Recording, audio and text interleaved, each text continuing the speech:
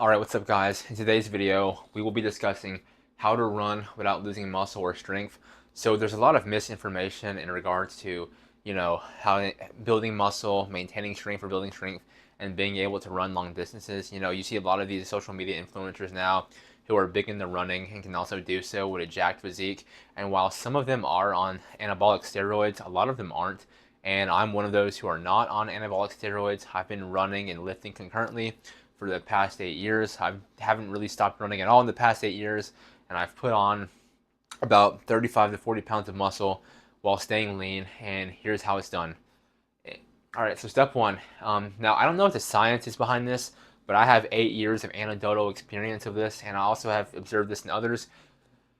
In order to run long distances or just run in general without losing muscle or strength, you should always lift weights prior to running. Again, I have no idea what the science is behind this, but whenever you run prior to lifting, you get way too fatigued for your lift. Even if you eat a lot of food prior to lifting, you'll still have an impact. You'll still be fatigued somewhat. So let's say you go run 8 miles at 7 a.m. and then you eat 3,000 calories before your workout at 7 p.m. Even though you have 3,000 calories of fuel to fuel your workout at 7 p.m., your lift, you're still going to be fatigued in my experience. So what I would recommend doing is always lifting weights prior to running, because you can lift weights and then go run 8 miles, no problem. But if you can run 8 miles, eat plenty of food and then go lift, and your lift will suffer. And if your lift suffer, you'll start losing muscle, you'll start losing strength, and you don't want that. That's no bueno, okay? So always lift prior to running. Of course, this won't always be ideal, but you always want to prioritize lifting when it comes to, doing running and lifting concurrently, okay? So always lift prior to running, all right? Step two, you want to maintain the same frequency and intensity of training. So a lot of people, because they start running, they stop increasing or they do less volume or they go less hard. And when you're running, you're essentially destroying all the muscle you have, okay? And so in order to maintain muscle, you want to train with the same intensity and frequency. So if you were lifting 4 days a week, keep lifting 4 days a week. Or let's say you can, instead of lifting 4 days a week, you can lift 3 days a week, but you have to condense that 4 days into 3 days. So you have to keep your same frequency and amount of training, okay, without losing muscle or strength. The second you start doing less of weightlifting to compensate for more running is the second you run into problems. Or that's the second you start losing strength and start losing muscle. So for example, for me, I lift 6 days a week and I run 6 to 7 days a week. I've been bodybuilding for about 8 years and I still train like a bodybuilder. I still do all of my bodybuilding lifts prior to running, okay? So if you want to avoid losing muscle and strength, you have to train like you're a bodybuilder or a power lifter, or you have to train like lifting is your priority. And you do that by maintaining the same frequency and intensity. All right, step three.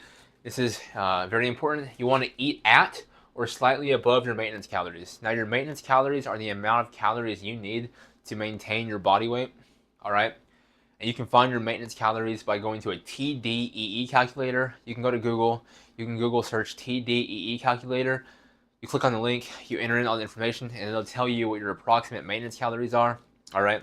Now, keep in mind, it's an approximation. They're relatively accurate, but ultimately, at the end of the day, it's an approximation. So, and it's primarily dependent on your activity level, and they primarily take into account how many steps you walk per day to calculate your activity level. So let's say you like lift weights and work a sedentary job. You might be like slightly below active to active, but it's primarily determined on steps.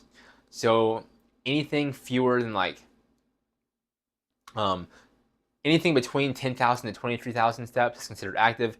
Anything over 23,000 steps is considered very active. Anything less than 10,000, between 10 and 5,000 steps is considered lightly active. Anything less than 5,000 steps is considered sedentary. Of course, it's dependent on a lot of factors, but the point I'm trying to get at, it's an estimate. It's like a rough but relatively close estimate. So for example, if you notice you're eating at your maintenance calories and you're gaining a lot of weight, that means your maintenance calories are truly lower. Conversely, if you're eating at your maintenance calories that it gives you and you're losing weight, that means your maintenance calories are actually higher. So again, trial and error, but it's a rough estimate. All right, step 4. You want to eat a minimum of 1.25 grams of protein per pound of body weight. Of course, like I said earlier, running causes you to lose muscle, and protein is the macronutrient that prevents you from losing muscle. So you're going to want to up your protein when you're running to avoid losing muscle and shrink, okay? So protein's important when bodybuilding, when building muscle as a natural athlete, but it's even more important when you start, running, okay? So I actually recommend eating more than 1.25 grams of protein per pound of body weight, but ultimately it's up to you. So if you weigh 200 pounds, that means you need 250 grams of protein. All right, step 5, stay hydrated. Of course, you're doing more activity.